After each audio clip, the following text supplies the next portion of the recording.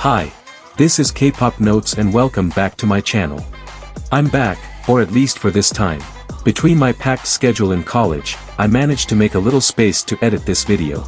Unfortunately, I still don't have too much time, so the reviews will be shorter than usual and I'll only be including the comebacks that I actually kept in mind since the day they were released, so I'm sorry I wasn't able to talk about every song. August was definitely the month for girl groups. Many of my faves made a comeback, so this review may be actually biased. However, I really enjoyed the releases. They knew how to wrap up summer perfectly. Well, the less I talk the less I have to edit and the more time I have to sleep. So without further ado, let's get to the video.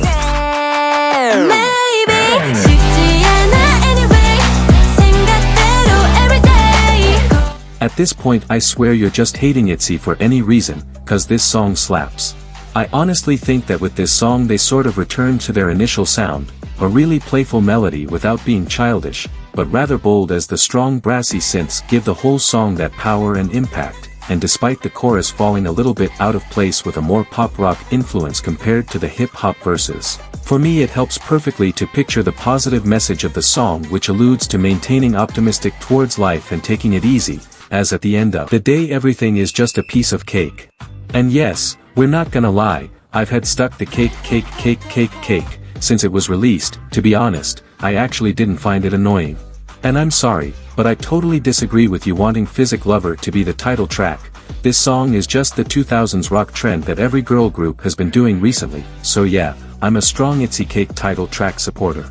Despite vibing more with songs like None of My Business, because of its R&B influence, I really enjoyed Cake. It's so ITZY coded and just sets me in a good mood automatically. 9.1 out of 10.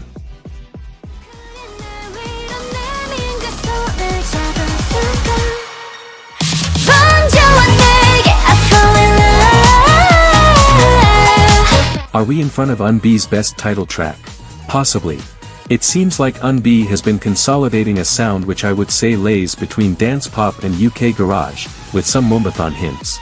Having said that, I feel like this is the perfect mixture of her past title tracks, Glitch, and Underwater, bringing the house elements from the first one but the grandiosity and power from the second one. I really enjoyed the song overall. It really suits EUNBI's style and the last chorus ends up being the cherry on top to wrap up powerfully the track. However, I have to say the vocal delivery wasn't my favorite. Sometimes I wished she would have gone harder, with a bolder voice instead of opting for more airy vocals. Of course there are moments where it works, but especially during the chorus and during the high note before the last chorus I think it could have been a little bit more aggressive to enhance the power of the song. However, on the other hand, I also think it was a problem of mixing. The vocals could have been brought more to the front so that they didn't feel subdued in the back and get lost, cause the purpose of the track is creating impact. Despite all the nagging, I really vibed with the song and it stands among my favorite songs from the month. Mother Mother. 9.5 out of 10.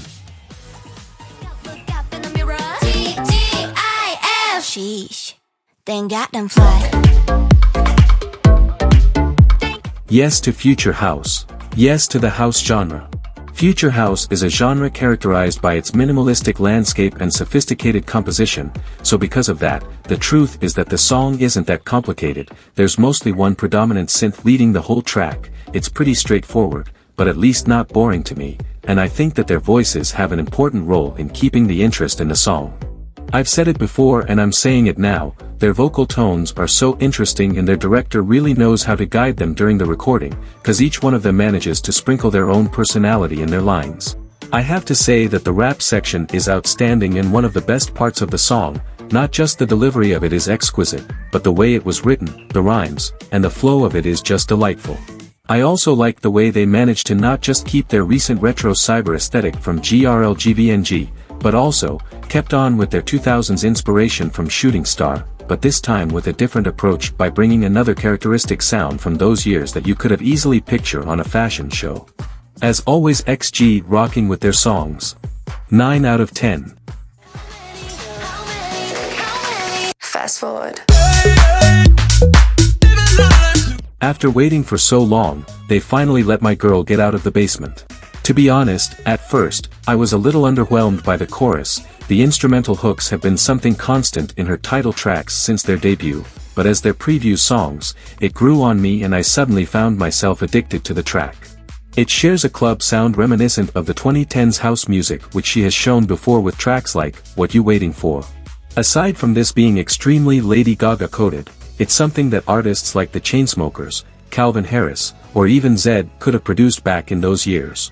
As well as her preview songs and as the title of the song implies, this song goes in a blink of an eye. It doesn't even get close to being 3 minutes long, so my only nitpick about this would be the duration of the song. I love the Vogue-esque influence during the second verse, so maybe they could have implemented that section once again during the bridge before the last chorus to give more exposition to the song. However, a good club song is always well received. It fulfilled its task to make you want to stand up and dance, and I actually really liked the message of the song. The process of finding love could be so complicated and full of undesirable experiences that sometimes you'd wish to just fast forward that in order to find the correct person. 8.8 out of 10.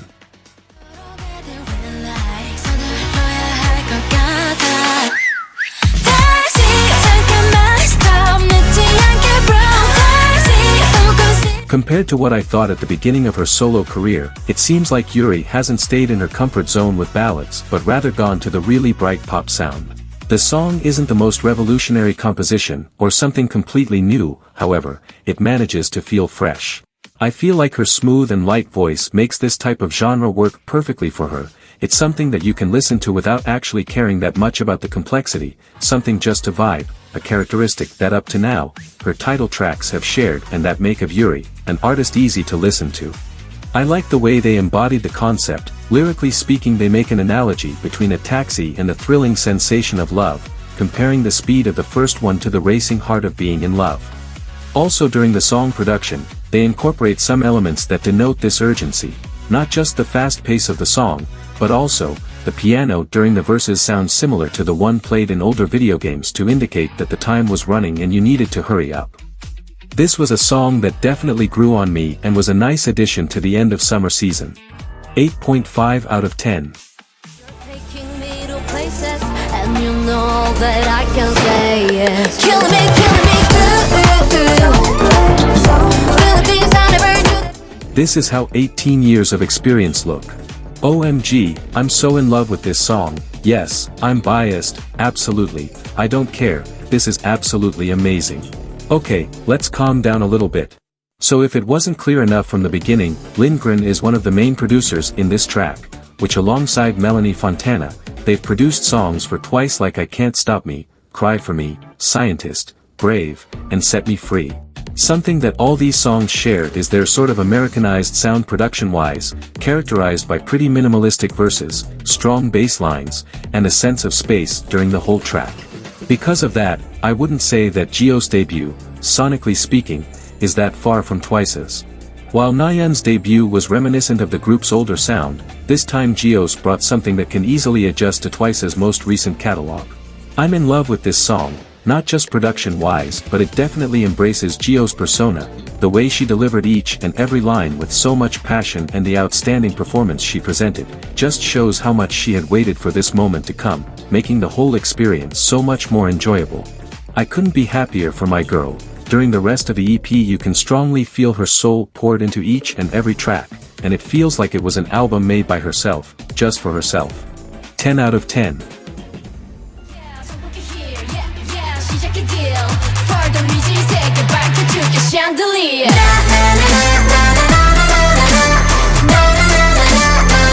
Everglow finally returned and said, I don't care about trends, I'm gonna do what I do the best, and I feel like that's exactly the magic of this song. It's extremely third-gen core, and in a moment like this in which there are tons of different proposals and crazy experimentations coming from the hundreds of groups that are debuting, it's nice to be able to feel related to a sound which hasn't been present lately but has always maintained a special place in your heart. So to be honest, I don't care if this sounds like Adios 5.0 or like an outdated song, as quite some time has passed since their last release. For me this still manages to make me feel that specific epicness and grandiosity that only Everglow knows how to bring with their anthemic songs. The EDM synths create the necessary impact when it's required, while their voices do an outstanding job at maintaining dynamism along the track, switching constantly from shanty sections to really beautiful vocal-driven lines, just like the bridge. It may be one of my favorite parts from the whole song. It feels so ethereal, as if it was a moment of peace between the war that is going on in the rest of the song. This totally slayed, the await was worthy, and I'm happy to finally have them back. 8.9 out of 10.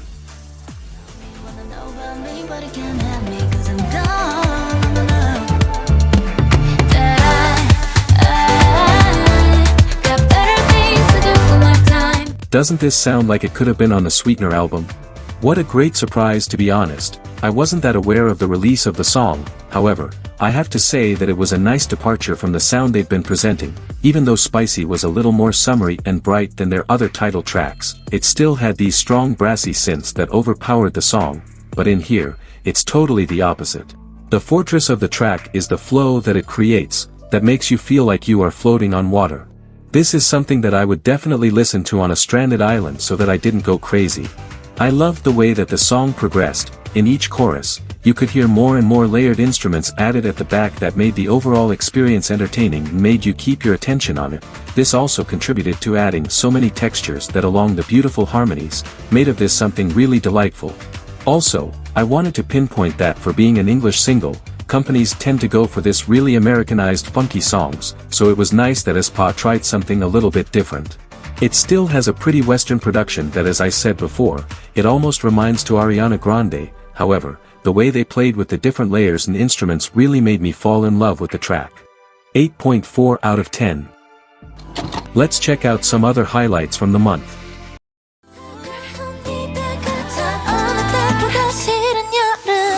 It's none of my business, none of my business, none of my business. 그래도 I choose me. 날 믿어볼 수밖에야.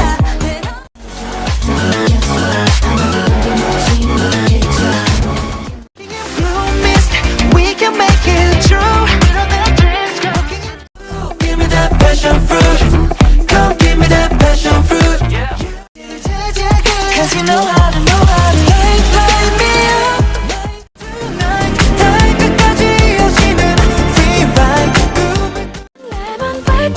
마셔 한 모금씩 Sipping lemon 저도 please pick up the phone 끝없는 행위 Put my sweeter taste I like it like a lover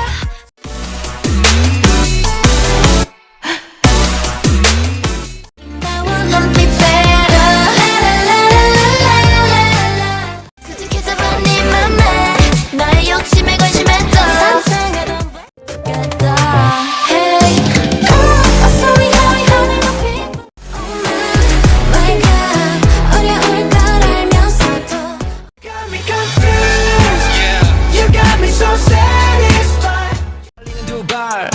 멈추지 않아 as we move yeah.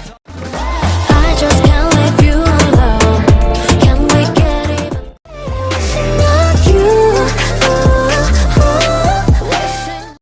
Don't wanna go back. I wanna 너를 웃게 해줄 someone else. So that was it for the video. Let me know in the comments which was your favorite release of the month. As always, I'll be happy to read you. Bye.